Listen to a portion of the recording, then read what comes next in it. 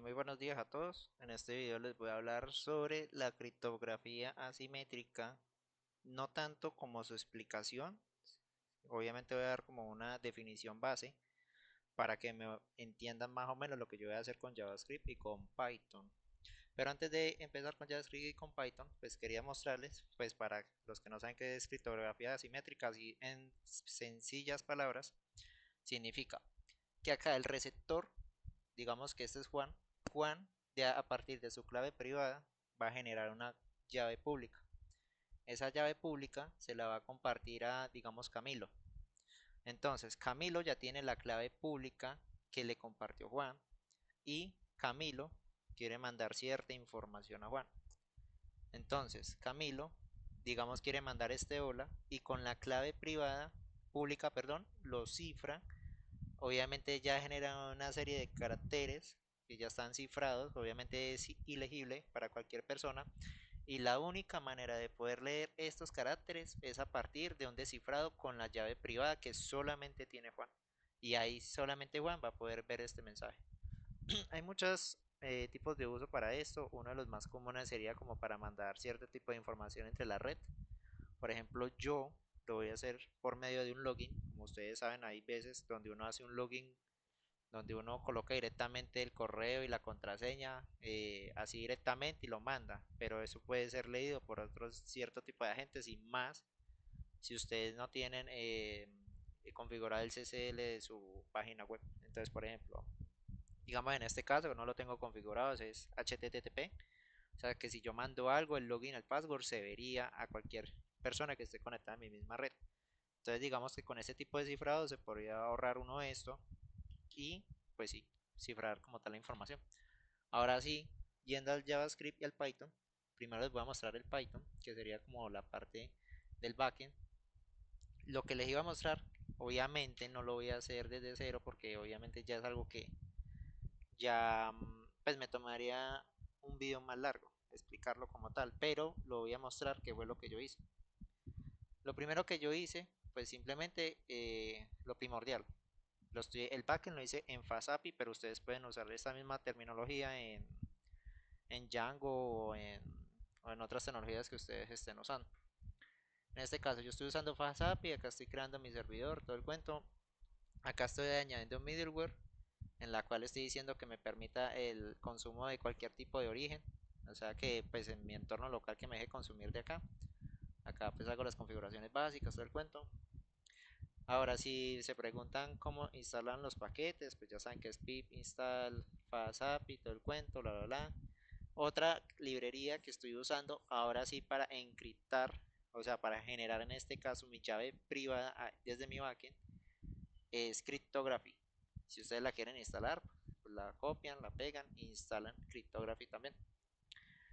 Hay obviamente otros que ya vienen por defecto en Python, por ejemplo el base 64 y el JSON también sería el otro.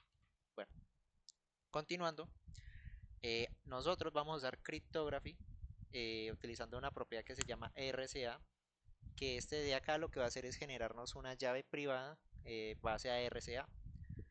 Entonces cuando nos genera acá la llave privada, nosotros, yo recomendaría guardar una llave privada general, que por ejemplo esto se va a generar una llave privada cada vez que se ejecute el backend, o sea, cada vez va a ser distinta.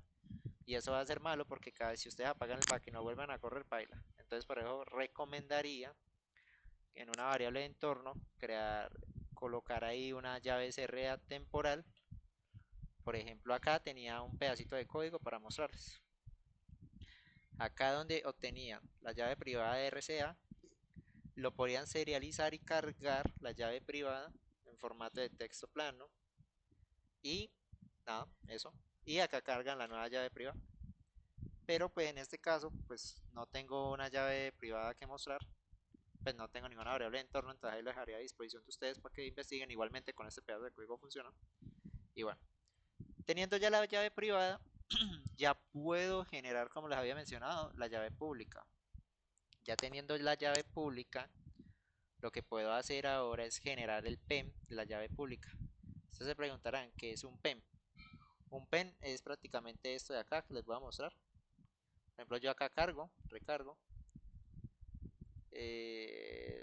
No se vio mi llave privada. Ah, bueno, pero ahí es porque tengo el backend apagado, me disculpo. Entonces voy a correr el backend.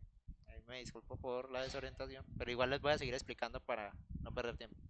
El caso es que acá creo una ruta que se llama llave pública. Entonces cuando uno carga el login, uno puede recibir la llave pública que estoy recibiendo del backend, que se genera a partir de la llave privada. Entonces acá le mando una propiedad que se llama public key para que desde el front la tome.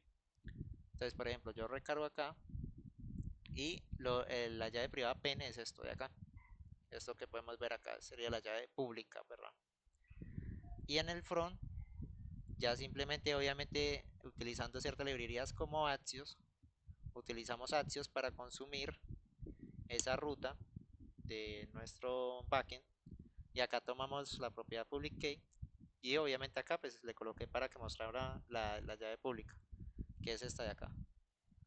Bueno, continuando.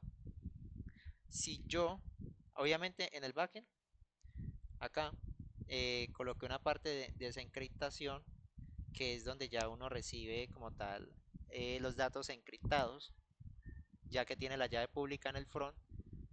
Y voy a explicar esta parte y luego explico la del front. Entonces acá dice que por medio de un front data, yo voy a imprimir como tal el encriptado. Si no se provee el encriptado, pues les mando obviamente que eso lo necesito. El caso es que ese encriptado me llega en base 64, entonces acá lo voy a convertir, o sea, lo voy a decodificar. Ya tengo acá como tal en la encriptación y ya con la llave privada de ese encripto, lo que me mandó el usuario, y ya teniendo la desencriptación, pues ya simplemente pues lo codifico a UTF-8, lo decodifico, perdón, y ya tenemos como tal el JSON que me manda, que es el JSON que yo les decía a ustedes de que el login y el password, que se manda así directamente en las peticiones. Como les digo, ustedes pueden convertir un JSON para que sea una encriptación. Entonces, así en simples palabras, por ejemplo, el backend manda la llave pública al front. El front lo que va a hacer es tomar el JSON que genera, lo va a encriptar, genera una serie de caracteres y se lo va a mandar al backend. Y el backend, ya con la llave privada, desencripta este dato de acá y nos retorna el JSON ya desencriptado. Entonces, por ejemplo, yo acá coloco un correo cualquiera, este. No, eso no es un correo. Digamos este de un compañero. Este. Y yo voy a colocar contraseña Transformers, por ejemplo. Obviamente voy a colocar el network para que vean que no es joda. Me voy a loguear. Y creo que acá en Decrypt, obviamente es el preview, o sea, lo que me respondió. Pero lo que se envía es este encriptado. Este conjunto de caracteres ya es encriptados. Entonces, ya teniendo este dato, el backend, allá en el backend ya se desencripta como tal. Entonces, eso es lo que llega acá el encrypted, el print, que es lo que podemos ver acá. Ah, perdón, sí, lo que podemos ver acá, perdón. Acá, pues este llega acá, sería la encriptación, pues decodificado del base 64, todo el cuento, y acá retorna ya el JSON como tal. Y pues obviamente al final le estoy retornando la desencriptación. Obviamente esto es como una manera explicativa, más obviamente no es recomendable hacer, ay, que me logueo y le retorno al front la contraseña toda chimba, no, obviamente no, eso es como para que vean cómo funcionaría una combinación entre Python y front y JavaScript. Ahora, una librería compatible en JavaScript con criptografía de Python sería una que se llama NodeForge. Esta de acá la utilicé. Esta lo que hace es consumir la llave pública, generar una nueva llave pública, pero en el entorno de Forge. Luego, esto es un método que creé.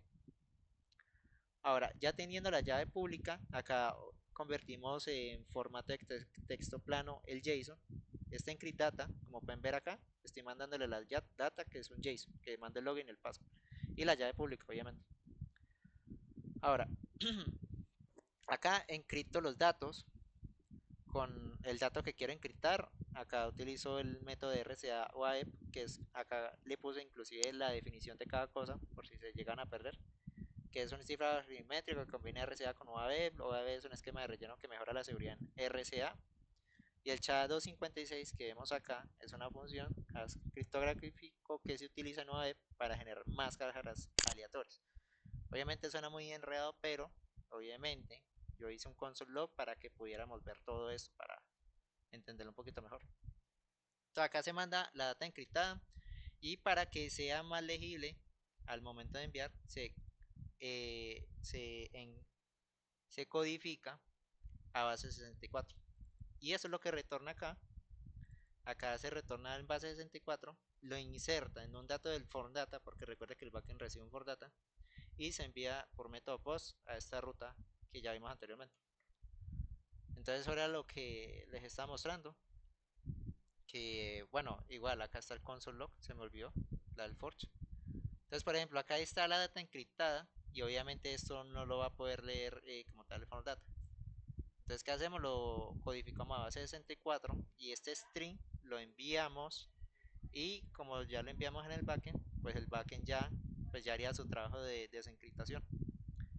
Entonces, recuerden, en el front, en el back, perdón, utilicé criptografía de Python y en el front utilicé Node.js, Node.forge, que son como los más compatibles que encontré en su momento, que estuve peleando obviamente, como lo digo en su momento.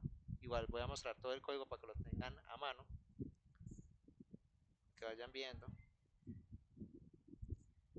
Y como tal, pues eso sería todo como tal por el video.